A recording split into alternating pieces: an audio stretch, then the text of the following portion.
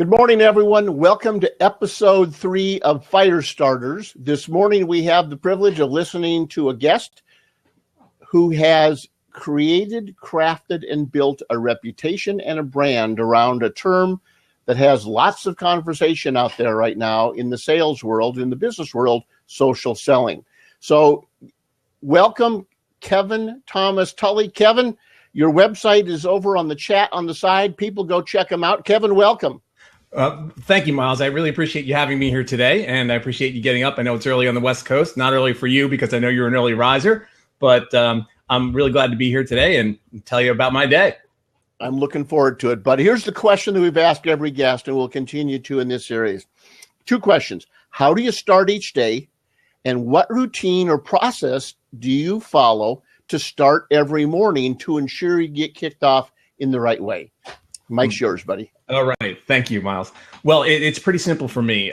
My whole life revolves around my family. So I don't officially consider my day started until I have breakfast with my family. Now, I'll do a lot of other things prior to that, but the official start of the day is when I sit down with my lovely wife and my 2 children and actually have breakfast.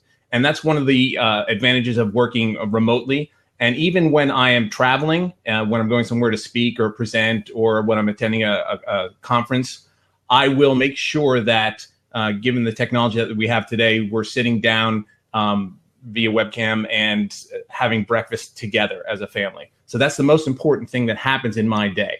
Now, oftentimes it won't start at the beginning of the day, although I've got a very young son who's 8 months old, and he likes to get up sometimes earlier than I do, and I'm a very early riser, but that's okay. We all get down together at some point in the morning, and we sit down for breakfast, and that is the official start of my day. Kevin, where's home for you? Is it on the East Coast or West Coast? Home for me is on the West Coast. I'm in Baltimore, Maryland. Actually, not in the city, but in a suburb of that. So I'm protected from all the nonsense. I'm not sure what map you're looking at, but on my map, Baltimore is on the East Coast. Did I say West Coast? Oh my goodness. Well, you can see I haven't had breakfast yet with the famay. So there you go. Well, here's my magic. A cup of coffee, you'll be ready. Exactly. So once I start with after breakfast is in there, before or after, there's one thing that drives me in everything that I do, Miles, and that's data. I don't make any decision on any action that I do that isn't accompanied by data in some fashion. And you had mentioned social selling, and that in some circles is controversial. But as a sales methodology, I believe that it's very helpful in contacting people and getting the sales process working a lot faster than a lot of the traditional methods. I'm not saying that the traditional methods are something that needs to be eschewed, but working the way that I work, I start my day on social. And my command center at this point, the tool that I use is a tool called rFactor. It's a social communication technology. It's built to help sales representatives leverage social media and content sharing, and that's my hub for everything. How do our viewers learn more about rFactor? Okay. I'll put it in the box. They can go to www.rfactor.com. Perfect. So I start every day into rFactor Social Port because it has aggregated everything I need from social media perspective. It's got my LinkedIn, it's got my Twitter, it's got my Facebook, it's got my Google+. It's even got my WordPress. I can work WordPress out of that as well and make updates to the wonderful website that I have. So I have a whole lot of social listening and RSS feeds for content and everything that I need to get started because I'm a big believer in the power of 3. And social selling to me is 3 things: content, conversation, conversion. So everything that has happened overnight is right in front of me in the dashboard, and then I can make my moves depending upon how things look in the dashboard and the streams that I've set up with the competitive intelligence, with the social listening. And that way I don't have to go around hunting for content because I have my RSS streams already there, and I know what my audience wants to see, and I know what to share with them. And then based upon how they react, I have other tools that I use. I use IFTTT to nurture them along the buyer journey. And I also use marketing automation because when I marry those two together, along with my activity on social, it really accelerates the sales process tremendously. Okay. So it sounds like you've got the ability to have that one screen concept where all of this stuff feeds into one screen. So you're not all over the place with a bunch of open browsers. So what are the keys? When you said you're reviewing, you're looking for what to take action on, Kevin, what are the triggers? What are the things that catch your eye that tell you, I have to do something, whatever that something might be? And then how do you go do something? Okay, that's a great question, Miles. I'm a big believer again in data competitive intelligence. I think from a competitor standpoint, the competitions are relevant, but that doesn't mean I shouldn't know what they're doing at every time. So I have a list set up on Twitter, for example, that shows all the competitors, what their sales representatives are doing, what they're doing, and so I can tell their every move. So a trigger would be when I see a pattern that everybody's starting to engage with, let's say an account that I want to engage with. So I'll automatically have a trigger set up on social that when I see X amount of activity, I'll get a notification using IFTTT that I need to take action based upon the activity that has on social. So I've got that set up triggered to me to take action. So that'll send me a notification to send out content to those folks immediately. I'm still trying to hone it where I can get it married exactly to the marketing automation. I use a company called Acton. Acton, I think, is fantastic. It's a lot simpler than all the other major marketing automation platforms out there. You know, your Eloqua, your Marketos, your HubSpot. But I think that once I can finish that other step, I can do what you think is I'm going to steal your words, automate the redundant, tech the tedious. And those are Miles Austin quotes, not mine. Well, great. Glad someone was paying attention during that presentation, right? Yeah. Great. We use Acton, so I mean, have to mention it. I know. Well, yeah, it keeps one of our audience happy out there anyway. So indeed, absolutely good stuff. So Kevin, all of this, you start off your day. You said you're an early morning person as well. So you've done all these things. You spent time with the family. By the way, hats off, kudos to you for doing that. It's an important part of our lives, I believe. So what happens? How much time is this? Are we already at noon for you, or what? Oh, no. How long does all this take? No, not at all. Not at all. I'm up no later than 5 a.m.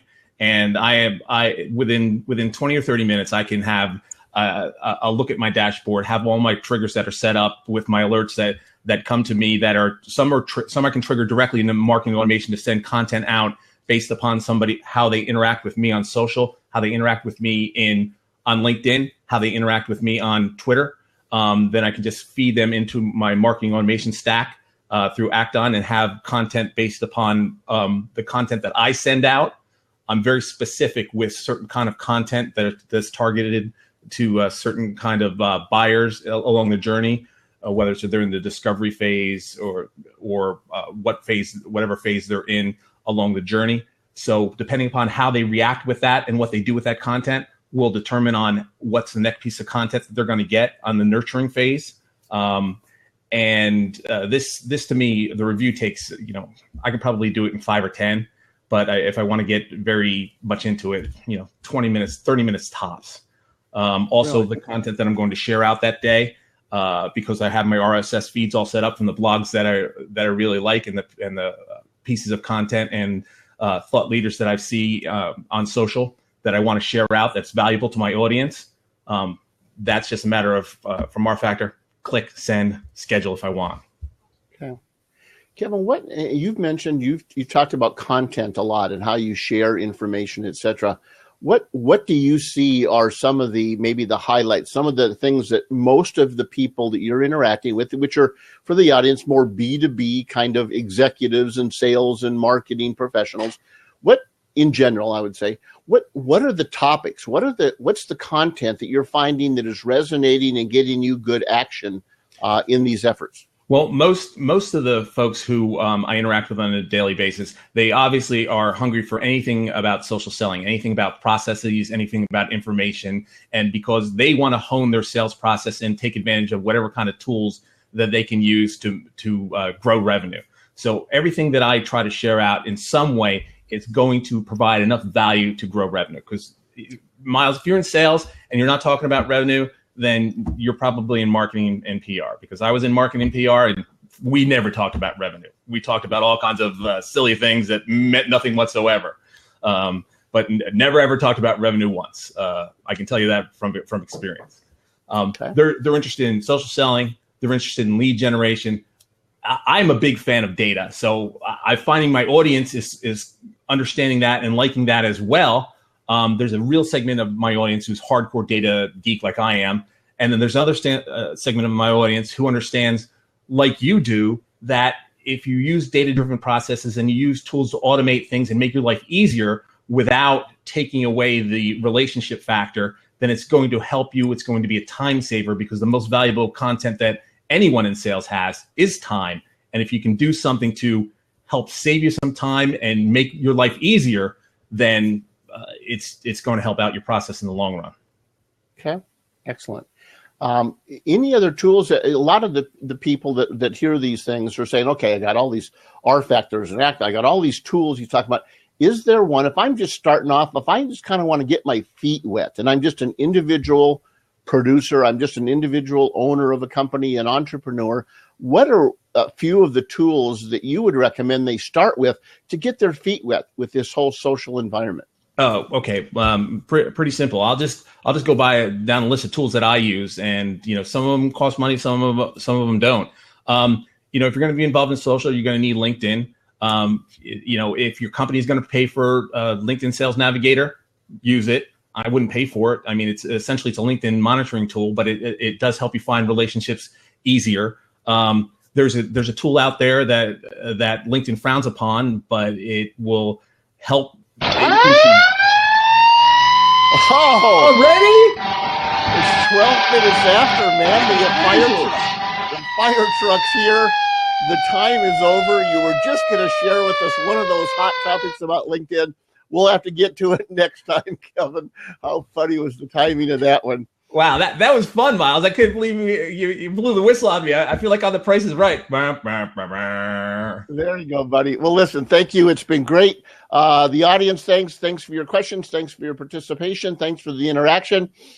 This will be live on YouTube. It'll be live to replay within half an hour on Blab. You can see it on Kevin's website, kevinthomas-tully.com. You can see it on Fill the Funnel. I guess what we're saying is you're going to see this thing everywhere, and hopefully you'll get some great tips out of it. Kevin, again, thanks for being our guest today. We enjoyed having you. Thank you, Miles. And I will post the tools that I didn't get to talk about on my website as well. Perfect. Thanks again. Thank you, Miles. Have a great day, bud. You too.